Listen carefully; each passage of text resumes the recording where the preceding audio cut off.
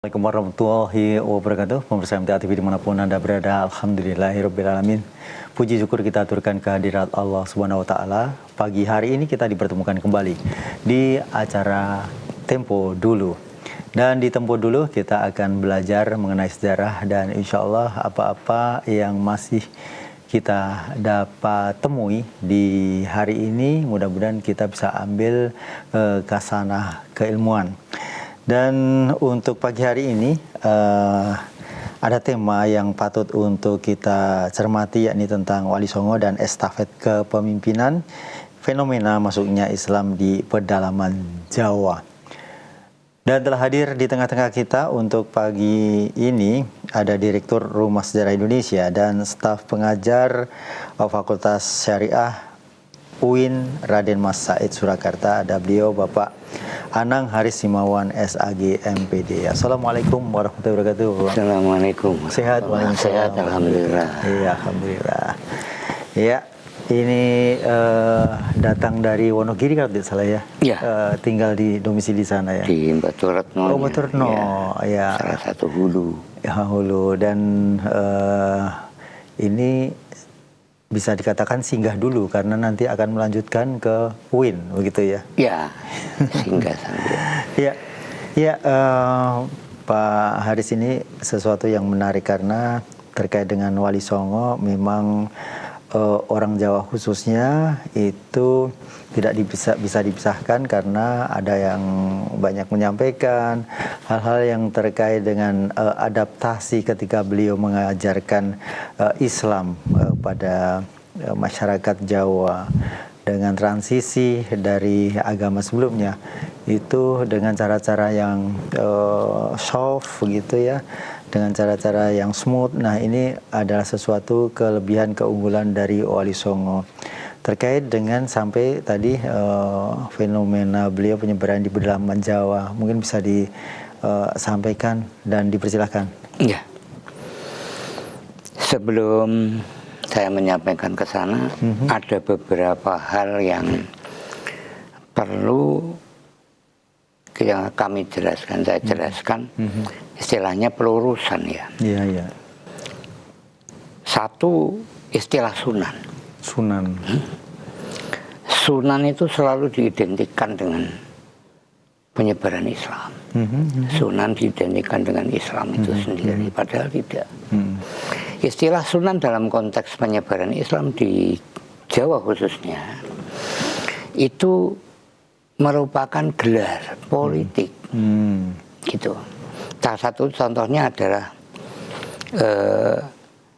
Ali Rahmatullah. Ya. Ali Rahmatullah itu ibunya kakak adik dengan istrinya Kertabumi atau Brawijaya V. Jadi kalau Ali Rahmatullah itu memanggil Brawijaya, ya Le. Nah, datang ke Jawa, kemudian dalam istilah sekarang perajab lah untuk menjadi PNS-nya, ASN-nya Majapahit. Sama Arya Sena, kemudian ditempa dia di perajab itu di Bangil, atau yang dulu namanya Jiotung. Bangil itu namanya Jiotung dulu. Nah, setelah lepas dari itu, karena sebuah prestasi, kemudian beliau ditempatkan di daerah Surabaya. Surabaya di daerah Ngampel menggantikan Lembu Sora. Yang kelak nanti menjadi kakeknya, karena anak Ali Rahmatullah nanti menjadi cucu menantu karena memperoleh putra dari Arya Teja. Putri dari Arya Teja itu Nyi Ageng Manila. Disebut Manila karena kelahirannya di Filipina, di Manila gitu. Karena Arya Teja pernah ditugaskan sama Rani Suhita, Ratu Majapahit. Itu di sana. Nah, oke. Nah, karena ditempatkan di Ngampel, maka dia sebutnya Sunan Ngampel. Itu dari transliterasi dari Susuhunan. Begitu. Dari Susuhunan. Itu Sunan itu jadi tidak ada kaitannya dengan penyebaran Islam. Jadi penyebaran Islam itu karena bagian dari kewenangan dia sebagai penguasa. Gitu, memperkuat.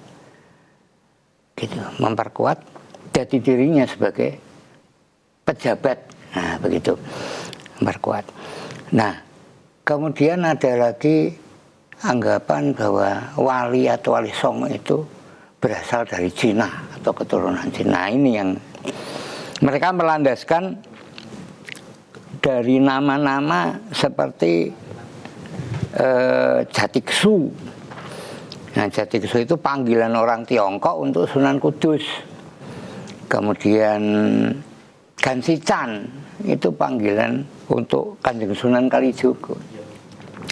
Sampobu, nah itu nama panggilan untuk Kanjeng Sunan Ampel tadi, gitu.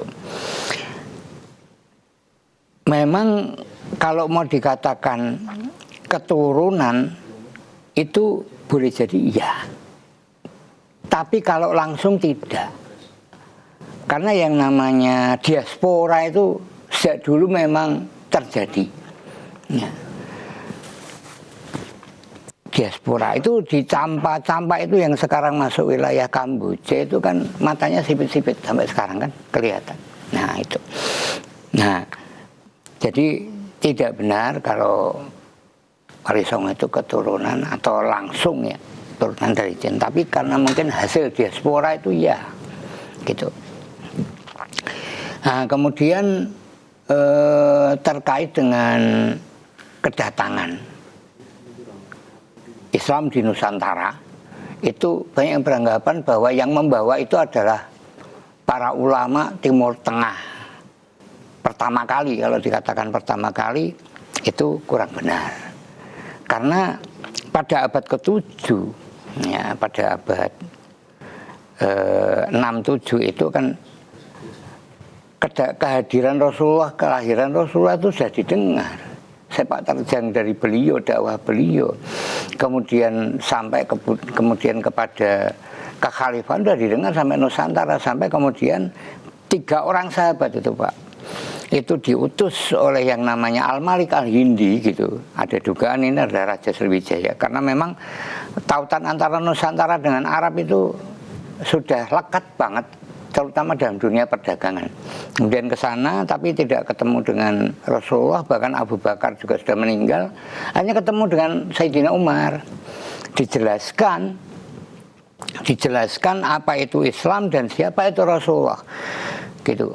Jadi kita itu bukan menerima begitu saja, tapi juga aktif mencari informasi gitu.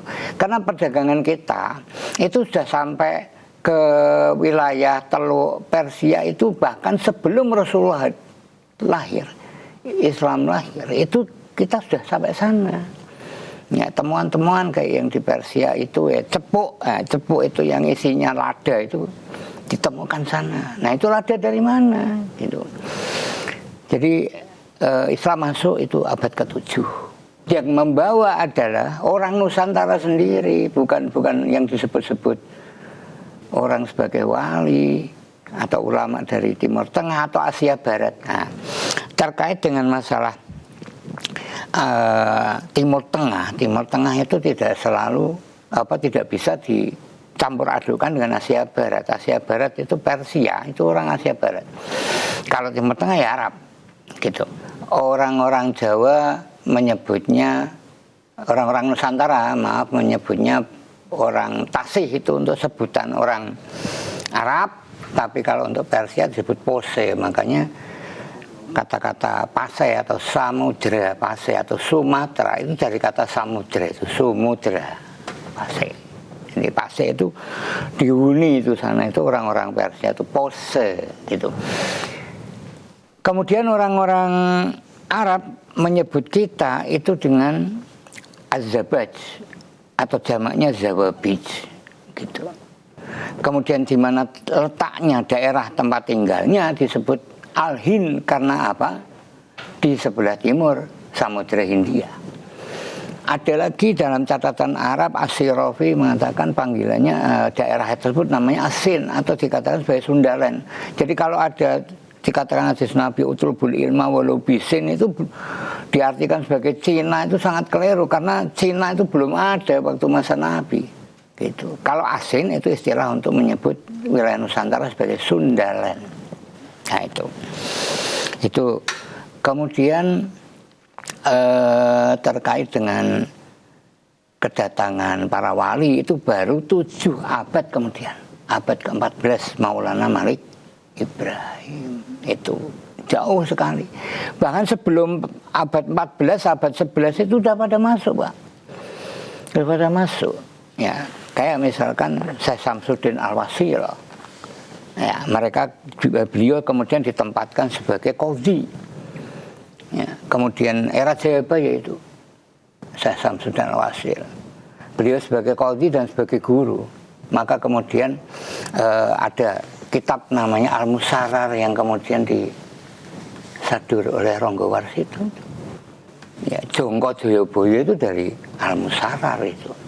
Kemudian abad 13. Abad 13 itu Syekh Ibrahim Asy-Syaibani. Ya, beliau itu diutus oleh Sultan Turki Utsman I. Nah, kemudian mendarat di Lumajang. Kemudian terjalin erat dengan kerajaan namanya Lumajang Tigang Juru. Ya, kerajaan Lumajang Tigang Juru ini yang merintah adalah Arya Banyakwida atau Arya Wiraraja yang membantu Raden Wijaya itu. Raden Wijaya waktu mendirikan Majapahit. Nah, itu gurunya, abad 13 itu. 14 kemudian Maulana Malik Ibrahim. Baru datang setelah itu 49 atau 50 tahun kemudian baru Ali Rahmatullah datang. Begitu. Itu pelurusan saja saya. Ya. Baik, telah disampaikan dan dijabarkan terkait dengan tadi Sunan sendiri, bahwa penyebutan Sunan itu sebenarnya sangat politis begitu ya. Dan kita tahu di Solo pun juga Kanjeng Susunan. Susunan. Gitu. Ya. Dan pemirsa, bagi Anda yang ingin bertanya terkait dengan tema yang hari ini disampaikan, silakan telepon di 02716793.000, SMS WA di 08112553000. Dan sebenarnya kalau di Wali Songo berarti hadirnya setelah Majapahit ya. Karena yang pertama Raden Fatah, habis itu semakin banyak wali begitu. Iya. Nah itu awalnya bagaimana sehingga dimulai dari siapa begitu? Siapa yang berinisiatif semula, atau ada konsorsium atau ada komunitas Islam yang saat itu tumbuh, kemudian akhirnya ada Masjid Demak itu setelah Sirna Ilang Kertaning Bumi yang Majapahit runtuh itu. Silakan, Pak. Kalau dikatakan para wali datang setelah keruntuhan Majapahit itu kurang tepat. Bahkan selama Majapahit masih berdiri, itu para pedagang Arab maupun ulama-ulama tarekat itu sudah banyak yang mendarat di Sumatera maupun di Jawa, gitu. Seperti halnya tadi saya sebutkan Maulana Malik Ibrahim. Beliau mampir di Malaysia ya, mampir Malaysia sekarang atau Jerman itu, Malaysia itu bersama 40 orang. Ya, datang di daerah namanya Gresik ya, Gresik. Datang di daerah Gresik, saya yakin nggak mungkin hanya dakwah saja. Selama ini kan kita tahunnya itu wali itu kesini itu dakwah. Enggak, mereka itu ekspansi perdagangan, memperluas perdagangan, mencari produk-produk atau komoditas, menjual komoditas kemudian ditukar dengan komoditas lokal, kemudian dibawa ke sana. Maulana Malik Ibrahim itu era Wikramawardhana, ada yang mengatakan itu era Kertawijaya, adiknya Rana Suhita, gitu. Terlepas dari itu masa Majapahit, bahkan malah sebelumnya saya katakan tadi era Kediri ya, abad 12 itu malah datang Syekh Samsuddin Al-Wasil, kemudian itu abad 12, kemudian abad 13 itu Syekh Ibrahim As-Saibani, ya. Nah, mereka itu zuriyah Nabi. Nah, perlu saya jelaskan bahwa semua wali zuriyah Nabi itu memperoleh tempat istimewa lah di Nusantara, khususnya di Jawa. Gitu. Dan mereka tinggal di pusat-pusat kota raja. Dan sekarang kalau ditempatkan di beliau sebagai qadhi, mestinya kalau sekarang ada rumah dinas lah, gitu. Qadhi itu apa? Qadhi ahli hukum. Oh, ahli hukum. Iya ya, dia sebagai hakim lah, gitu. Seperti Maulana Malik Ibrahim Sunan Ampel kan juga begitu. Itu ditempatkan di wilayah pusat kota atau kota raja, gitu, ibu kota kerajaan. Kemudian pada berikutnya akhir-akhir Majapahit itu beberapa keturunan zuriyah Nabi juga bukan hanya ditempatkan sebagai kepala daerah, tapi juga dia pemangku masyarakat, pemangku wilayah, diberi tanah sima namanya, wilayah otonom. Sima itu otonom, wilayah perdikan, gitu. Ya seperti keturunan dari Syekh Jamaluddin Al-Akbar Al-Husaini, Syekh Ibrahim. Ya, beliau kemudian ditempatkan di wilayah Tarub yang kemudian dikenal dengan Ki Ageng Tarub, gitu. Beliau mertua dari Bondan Kejawen itu, ya, Betang, yang kemudian menggantikan posisinya sebagai Ki Ageng Tarub II. Jadi para zuriyah Nabi itu ciri khasnya gampang kok. Ciri khas zuriyah Nabi, ulama zuriyah Nabi selalu ditempatkan di kota raja. Nah, wilayah tersebut atau daerah tempat para zuriyah Nabi yang datang, yang diistimewakan itu kemudian hingga sekarang dinamakan Kauman. Itu cirinya itu. Itu untuk pelurusan masalah kemarin kan, masalah ribut zuriyah Nabi dan sebagainya, gitu. Jadi mereka ditempatkan di posisi terhormat, baik itu sebagai pejabat dari keraton, kemudian sebagai penguasa daerah kayak Sunan Bonang itu kan, Mahdum Ibrahim, Kalijaga. Itu malah Raden Said ini malah disebut Sunan Kalijaga karena beliau menempati wilayah di Kali Cimano itu. Bukan di Jawa Tengah, tapi Brangkulon istilahnya. Dulu belum ada Jawa Tengah, Jawa Timur, Jawa Barat. Adanya Brangkulon, Brangwetan. Jadi Sunan Kalijaga itu malah di daerah Indramayu itu. Ada namanya di sana, daerah namanya Kalijogo. Itu tidak jauh dari Masjid Sapu Angin atau Masjid Bondan yang didirikan oleh Syekh Nurjati itu. Jadi ya. Baik, Pak Anang, kita harus break dulu, dan pemirsa dimanapun Anda berada, untuk Anda yang ingin bertanya terkait dengan Wali Songo, ini saatnya yang pas. Anda ingin bertanya, telepon saja di 02716793.000, SMS WA di 08112553000. Tempo dulu akan segera kembali setelah jeda pariwara berikut ini. Pemirsa dimanapun Anda berada, kita masih di acara Tempo dulu untuk pagi hari ini, dan kita masih ikuti tentang Wali Songo.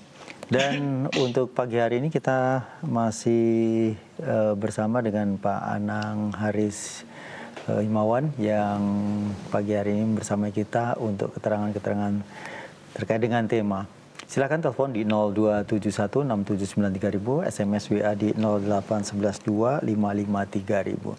Tadi sudah kita sampaikan terkait dengan jatuhnya Majapahit, kemudian berdirinya Demak, dan ternyata bahwa sebelumnya Islam, orang-orang beragama Islam itu sudah ada sejak sebelum Demak itu ada. Jadi masa-masa di Majapahit itu pun juga ada, karena banyaknya pedagang dari Timur Tengah, juga kebalikannya begitu. Nah, kalau Gujarat itu istilah apa ini? Mungkin bisa disampaikan. Oh ini ya. Silakan. Senogor-Gronya itu yang mengatakan bahwa Islam itu di Indonesia itu dari Gujarat.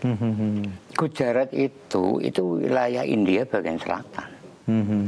Jadi orang-orang Asia Barat, orang-orang Timur Tengah, kalau mau ke Nusantara nggak bisa langsung. Mereka transit di daerah Gujarat itu.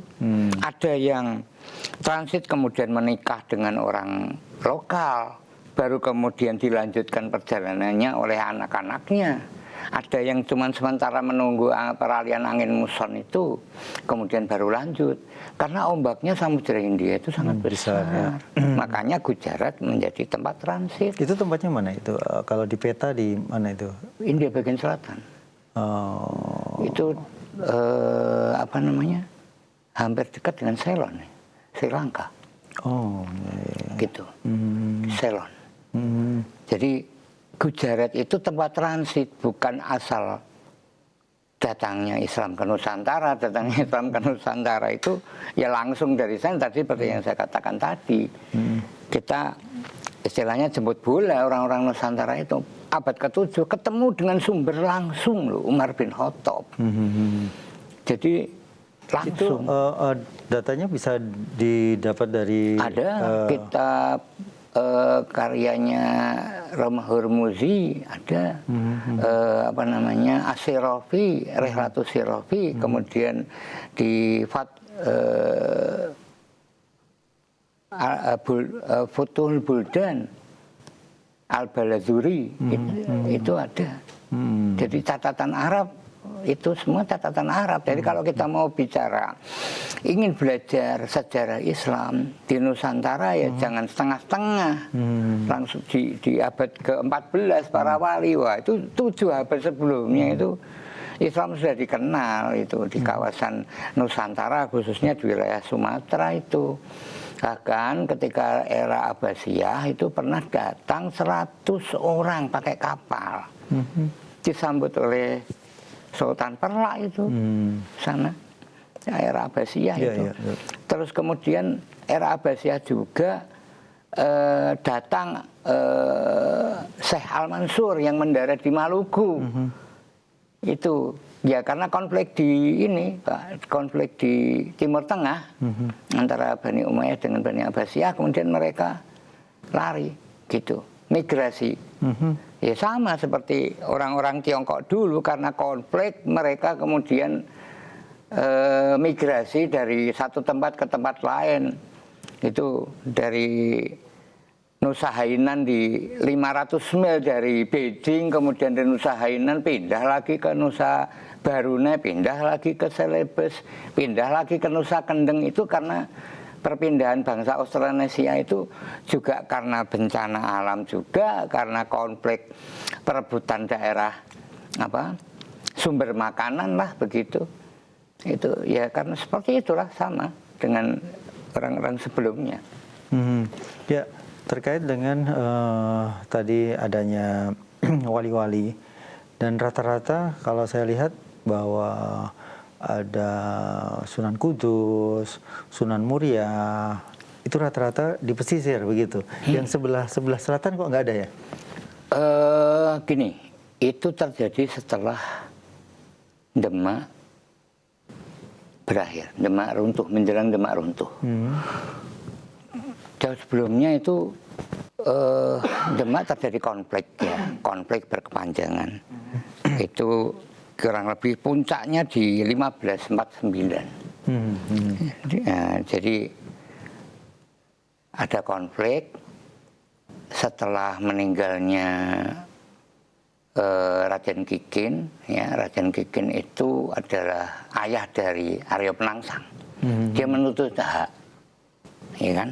Nah itu dihabisi oleh Sunan Prawoto melalui kaki tangannya.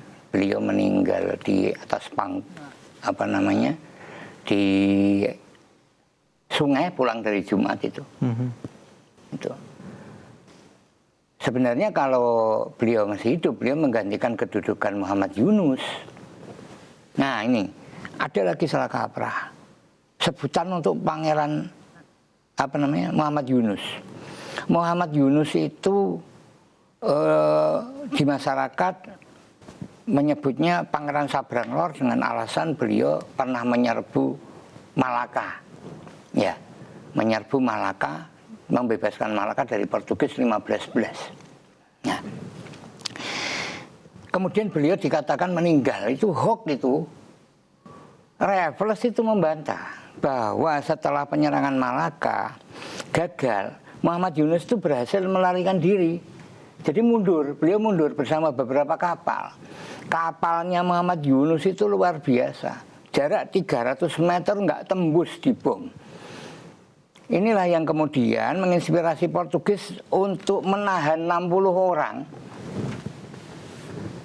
dari Jawa dan Bugis itu tukang teknisi kapal untuk dibawa ke daerah ke India, ya, ke India untuk dibikin tenaga kerja di sana 60 orang ini, karena melihat kapalnya Muhammad Yunus itu 6 kali lebih besar, 600 ton, ya, daripada kapal Portugis. Franco de la Mar namanya kapalnya itu karena dibom. Cuman ya kelemahannya kapalnya Muhammad Yunus itu nggak bisa zigzag begitu, karena memang saking besarnya gitu ya, gitu. Nah, Muhammad Yunus itu meninggalnya bukan di Malaka karena dibom, tapi karena beliau itu sakit tuberkulosis. Nah, waktu itu wabah kan di daerah Malaka itu kan wabah dari Turki itu, TBC itu. Jadi meninggalnya beliau malah di atas pangkuannya Raden Kikin itu. Jadi kalau Raden Kikin atau Sekar Sedolepen masih hidup, beliau bisa menggantikan Muhammad Yunus gitu, karena terbunuh. Nah, karena terbunuh kemudian Sultan Trenggono ayah Prawoto itu yang naik gitu. Jadi itu yang perlu kita luruskan dari catatan yang saya peroleh dari Raffles. Catatan Raffles ini dikenal dalam sebuah buku namanya History of Jawa. Beliau dibantu oleh Panembahan Sumenep itu yang menulis itu. Padahal beliau cuma 3 sampai 4 tahun kan di sini. 1811 sampai 1814 itu Raffles itu. Nah, kemudian karena konflik kemudian Trenggono naik, Trenggono meninggal, kemudian dilakukan pemilu lah begitu. Beberapa ulama waktu itu atau Wali Songo waktu itu saling mendukung. Sunan Giri itu jelas mendukung Prawoto karena beliau adalah putra Trenggono. Sunan Kudus mendukung Arya Penangsang karena cucunya. Sejak ditinggal ayahnya itu usia 5 tahun. Sunan Kalijogo mendukung Joko Tingkir ya karena cucunya. Karena apa? Ki Ageng Pengging itu adalah menantu dari Sunan Kalijogo dan Joko Tingkir adalah putra Kalijogo. Jadi saling mendukung. Baik. Dan di PPT yang sudah ada disampaikan bahwa ada Bengawan Wulayu juga. Nah, ini apa bisa disampaikan? Ya. Penyebaran Islam itu tidak bisa lepas dari jalur transportasi. Jalur transportasi yang sangat strategis itu ya sungai. Bengawan Wulayu itu sebutan, itu Bujangga Manik itu menyebutnya Bengawan Wulayu. Letaknya di antara Merapi dan Lawu atau Mahendra. Ya, orang dulu menyebutnya bukan Gunung Lawu tapi Mahendra itu.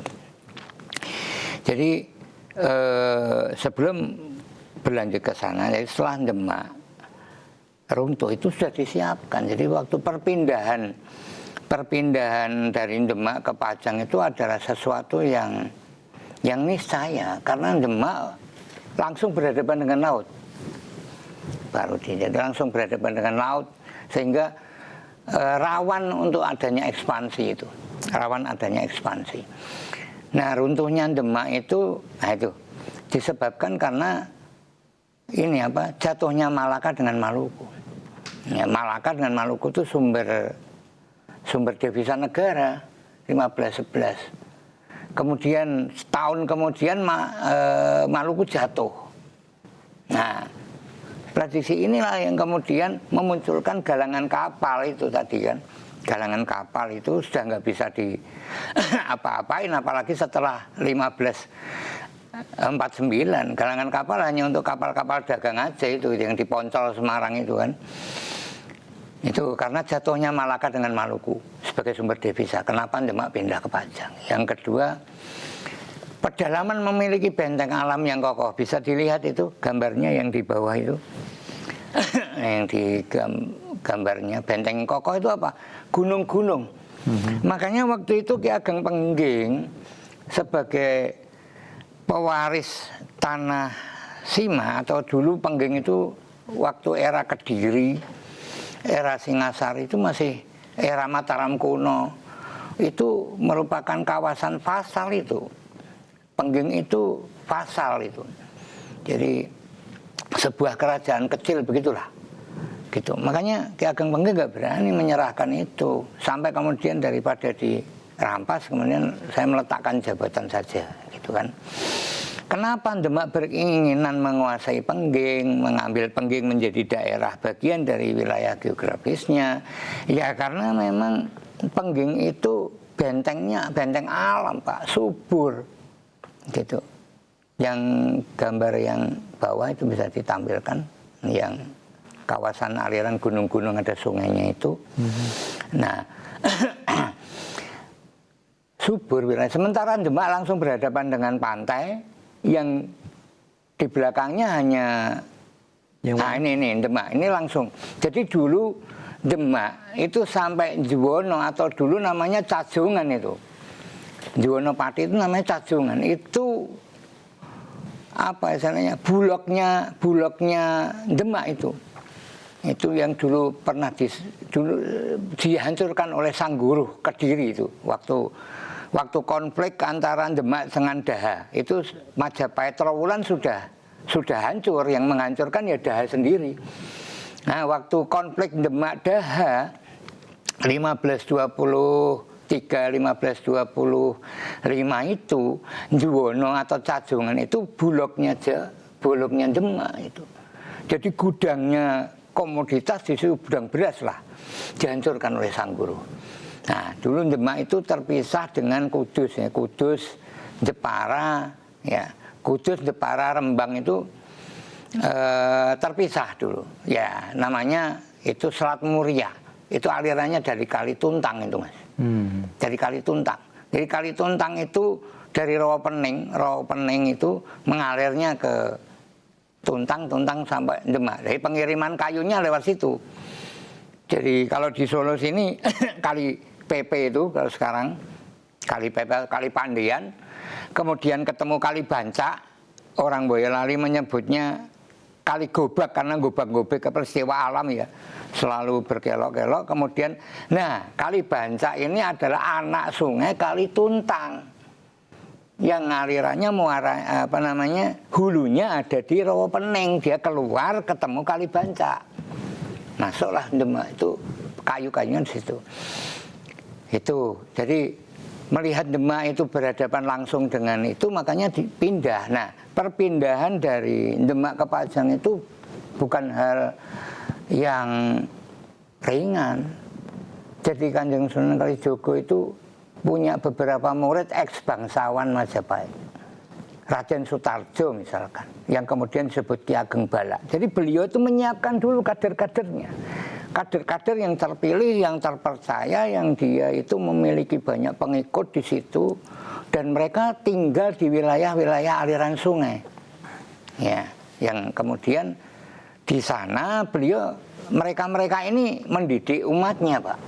Mendidik umatnya, kemudian bertanam, bercocok tanam, membuat alat-alat pertanian, persenjataan yang kemudian disebut pandean, koripan, ada yang besolin.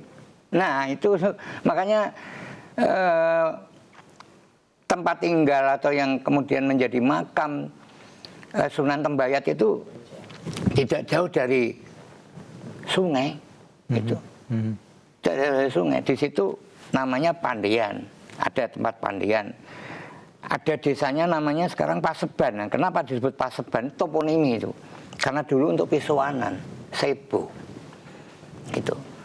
Itu murid-muridnya itu. Kemudian Raden Sutawijoyo yang kemudian disebut Ki Ageng Majasto. Jadi sebelum Demak pindah itu sudah disiapkan dulu kader-kadernya, gitu ceritanya. Baik, Pak Anang, sepertinya kita sudah ada di penghujung waktu ini. Jadi semakin kita paham bahwa Wali Songo ini bagian dari sejarah Islam, di mana para wali tersebut memang menjadi ini frontline-nya orang Islam untuk penyebaran yang ada di Jawa. Dan mungkin di akhir acara ini bisa disampaikan bahwa apa yang bisa kita ambil sarinya di acara ini terkait dengan penyebaran Islam itu oleh Wali Songo. Ya, saya langsung aja ngambil untuk sisi estafet kepemimpinan, estafet guru lah, sanat. Jadi untuk wilayah pedalaman ini, jadi betul-betul menyiapkan orang-orang yang benar-benar ahli. Bukan yang bukan ahli dipasang, ya akhirnya hancur sebuah negara kalau diberikan kepada yang bukan ahlinya. Betul. Gitu. Makanya sampai kemudian pedalaman Islam begitu kuat, menyatu, ya mencari sosok murid yang kader yang benar-benar memahami wilayah, karena memang mereka orang-orang bangsawan. Jadi jauh sebelum itu Kanjeng Sunan Kalijaga sudah paham. Beliau itu dari sejak Majapahit runtuh sampai Mataram pertama. Jadi yang meninggal belakangan itu beliau. Itu. Jadi pilihan betul kader-kadernya itu, paham terhadap masyarakatnya, memahami apa yang diajarkan. Nah, kemudian setelah Ki Ageng Majasto itu lepas dari Sunan Kalijaga, diserah terimakan kan bergurunya kepada Sunan Tembayat. Jadi berlanjut sanat itu. Makanya keberhasilan penyebaran Islam di Jawa itu karena keahlian betul-betul profesional, bukan orang yang tidak ahlinya di sana, enggak, gitu. Saya kira itu yang penting. Makanya sampai sekarang kan ditiru oleh kita. Kampus mau mendirikan prodi kan disiapkan dulu ahlinya, dosen-dosennya. Itu bagian dari pendidikan para wali yang hingga sekarang ini diserap oleh kita itu. Gitu. Ya. Baik, terima kasih Pak Anang Rismawan yang sudah menyampaikan atau menuturkan terkait dengan bagaimana Wali Songo itu menjadi estafet kepemimpinan, dan itu ternyata kita bisa ambil hal baiknya adalah bagaimana kita untuk mendapatkan satu mungkin lembaga pendidikan, mungkin sesuatu yang di sana perlu kita munculkan sebagai sebagai hal yang di sana perlu disiapkan adalah, yang penting adalah orang-orangnya itu lebih duluan, lebih pasti untuk kita pilih orang-orang yang memang berkapasitas bagus, berkompetensi. Begitu. Baik, terima kasih. Mudah-mudahan ini menjadi satu pelajaran untuk kita. Selamat melanjutkan aktivitas kembali, dan salam untuk keluarga besar yang ada di UIN Raden Mas Said. Ya, assalamualaikum warahmatullahi wabarakatuh. Ya. Pemirsa dimanapun Anda berada, hanya sampai di sini sajian Tempo Dulu untuk hari ini. Saya Rudi Arfianto, mohon maaf atas segala kesalahan. Bila taufiq wal hidayah. Assalamualaikum warahmatullahi wabarakatuh.